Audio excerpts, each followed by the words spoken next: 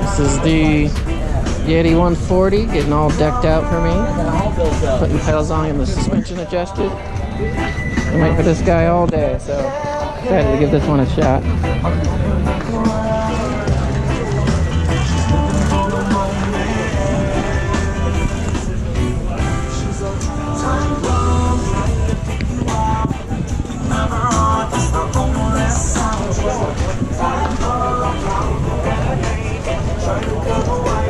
There's the Switch Infinity system down there. Here in the Yeti tent.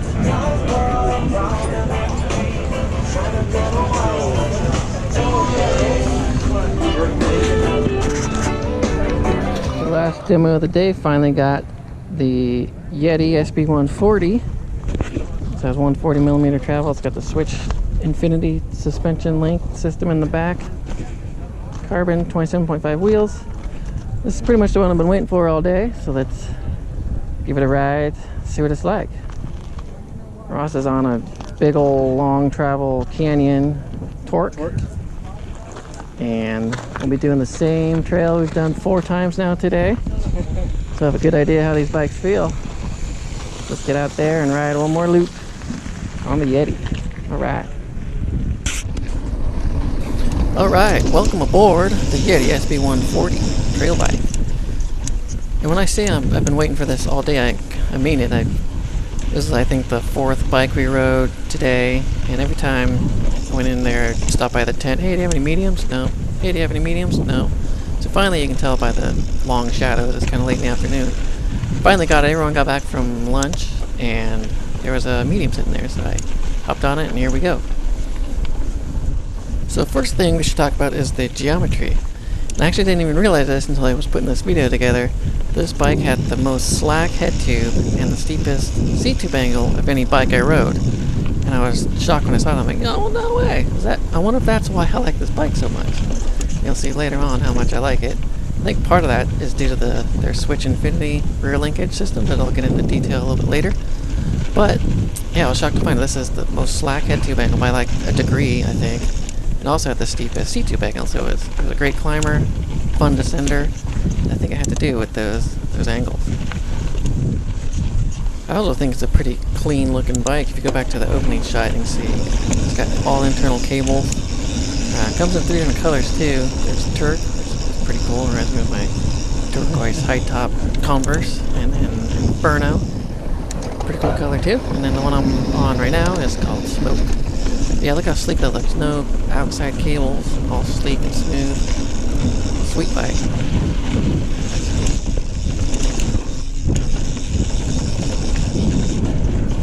Here I'm getting in a couple jumps here, checking it out.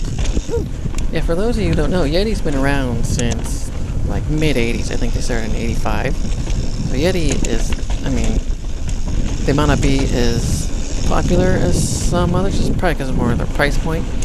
But they've been around for years and decades, so they know their stuff. These Yeti bikes are well developed, especially in the downhill arena.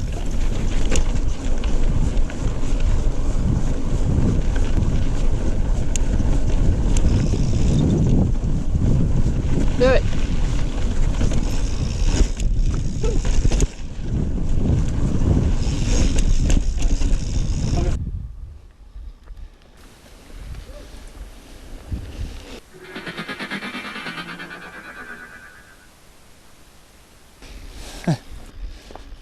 Nice. So far, this is my favorite bike.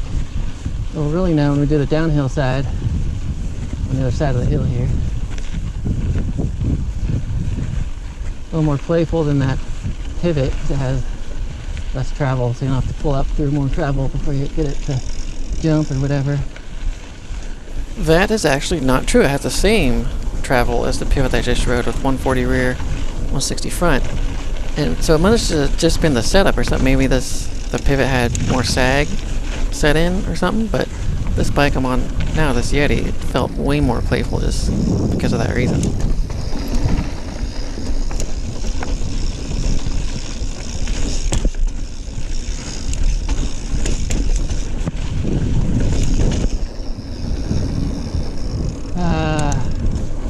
get enough mountain biking, especially on these bikes.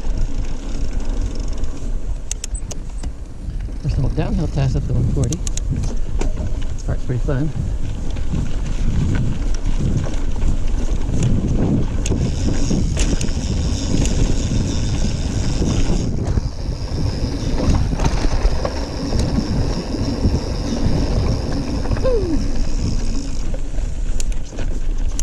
Good? Yep. So as I start to do a little climbing here, now is a good time to talk about Yeti's Switch Infinity rear translating pivot and what it does. So let's bring up the frame here. And this is Yeti's. I'm not making up these graphics, this is them, but the important thing to note is the what's called the inflection point. That's when it changes from the sliding pivot going from one direction to the other. So it slides up, inflection point comes down. That where it changes direction is what's called the inflection point. That'll come in handy on the graphs we're looking at in a little bit. So again, up, inflection point, comes back down. Now we can zoom out and watch the whole thing in action a couple times. You see that inflection point and that translating pivot down there. So the first characteristic you want to talk about, especially when you're climbing, is called anti-squat. So on the vertical axis on the left is the amount of anti-squat, and the horizontal axis on the bottom is the amount of travel the rear end has gone through. You can see there's the pedaling zone right there, the sag set point at the top, and kind of halfway through the curve is that inflection point I was talking about. So anti-squat is important because when you're pedaling, you don't want, pedal bob, and that's what anti-squat does. So anti-squat is the chain force causing the rear end to extend instead of squat. So it's anti-squatting, right? Now what Yeti's able to do by having a translating pivot point is have that curve drop way off once you get past or out of the pedaling zone, because the opposite, if you will, of anti-squat is pedal kickback. So if you have a lot of anti-squat while your suspension is in deep into the travel, it'll actually pull back on the chain and kick back on your pedals. It's called pedal kickback. So by tuning it so it drops way off like that, when you're coasting and going over big bumps, you're not going to get that pedal kickback. So that's why a lot of manufacturers have anti-squat curves that look like this. And actually, Yeti's claim to fame is that they can tune their anti-squat curve independent of their leverage ratio curve, which I'll go over in a little bit here. But most manufacturers are set to a fixed geometry, but Yeti here, with their translating pivot, can adjust one curve without affecting the other. So it's a pretty cool game they're playing there with that translating pivot. Pretty cool engineering. Love it.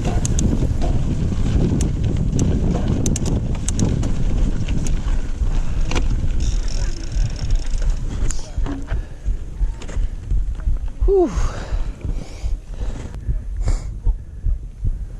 Here he comes. Dun dun dun dun dun. Do do do. Tires still climb pretty well.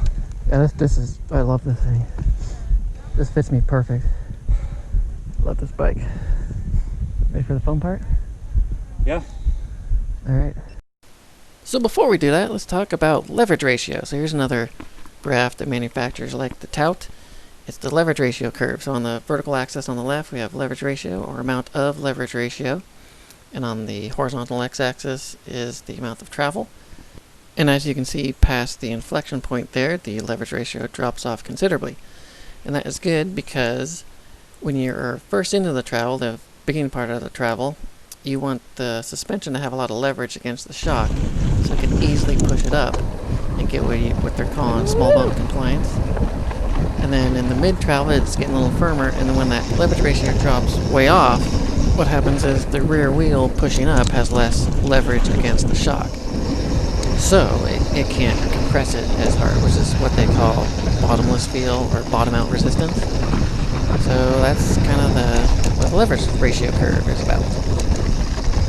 Getting the feel, there's just working in the back, just doing its thing. Love it. So this is where this bike really started to shine for me, and I just knew in these sections I was just having so much fun. So I'm going to shut up for a while and let you guys kind of go on along for a virtual ride on this Yeti SB140, just to kind of get a feel of how much fun I was having on this thing. What a blast.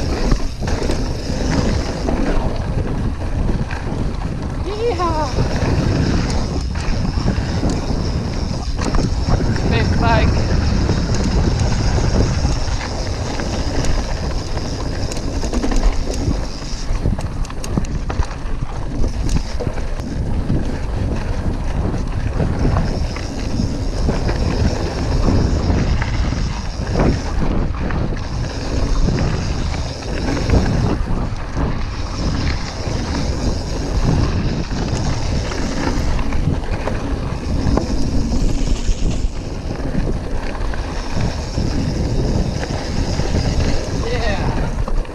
That was it. I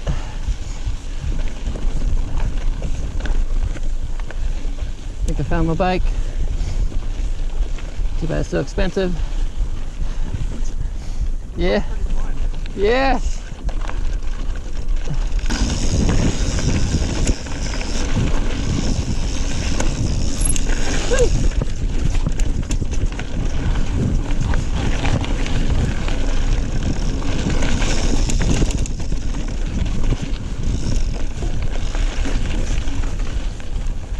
Yeah. Fun, I'm just tired.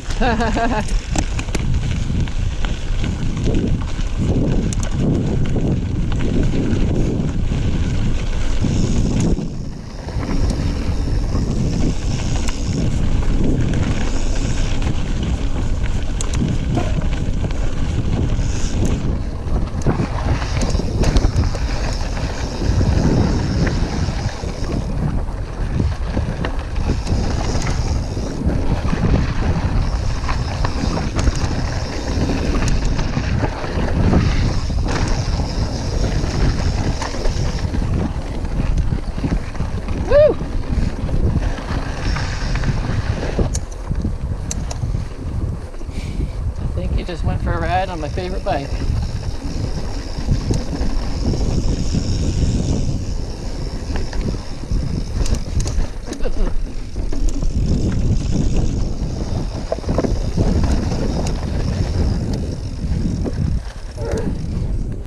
Ladies and gentlemen, you just went for a ride on my favorite bike so far. SB140? Yeti SB140. It's just doing what I want it to do without even me asking. That's good. That's what you want. Yeah. Love it. Yeah, so there you go. I think I said it there. This bike just went where I wanted it to go. I just thought that I want to go somewhere and it went there. Didn't feel like I had to steer it or manipulate it. It turned when I wanted to. It was just perfect. I love this bike. I don't know if it's the geometry or the setup or everything, but this was my choice. This was my favorite bike. I had so much fun. I'm staying with you. Woo! Yeah! I'm number one. Here's a good way to describe how much I like this bike. I feel like it's my bike. Like I've ridden it for 5 years already. Oh. That's how much it's just perfect. I'm saying something coming from you. There's no offense to please. Oh yeah. Like you can't feel the rear end doing stuff. It's just there doing stuff. Love it. Woohoo!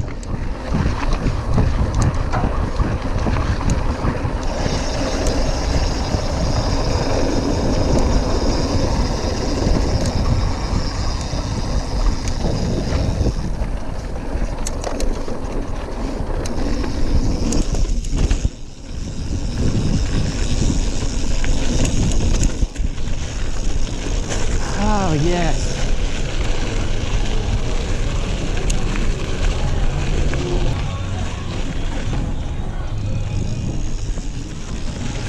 Yeah, so sadly I had to return the Yeti back to its tent. Awesome end to the day 2 here. We rode some sweet bikes today, 4 in total. Ending with the icing on the cake. For me, the Yeti SB140. Super awesome trail bike if you're looking for a mid-travel sweet bike. All that's left for the day was getting the bike back to Yeti. Then we went and had some dinner, refuel for the next day. Got day 3 coming up. Found a sweet place downtown. It's called the Peachtree. Had a good meal downtown. Got myself a big salad. It was awesome. Remember when we used to go out to restaurants and watch live music? Yeah, those were the days, huh? Alright, well thanks for watching as always. Stay tuned for some more videos in Moab. And as always, enjoy your ride. Take care.